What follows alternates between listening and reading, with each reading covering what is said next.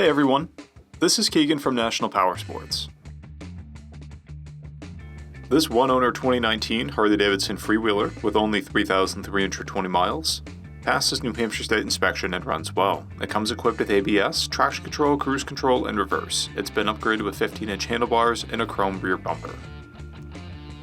The Freewheeler offers riders the thrill of motorcycling on the stability of 3 wheels, and unlike its larger Grand Touring sibling, the Tri-Glide, it's stripped down to just the essentials of riding.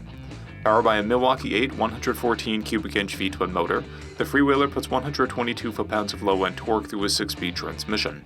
It weighs in at 1,047 pounds and has a 27.6-inch seat height.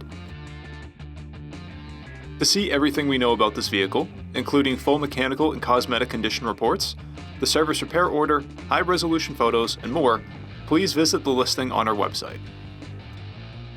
We have also purchased the CycleCheck's Vehicle History Report. You can view this report by clicking the link on the right side of the video.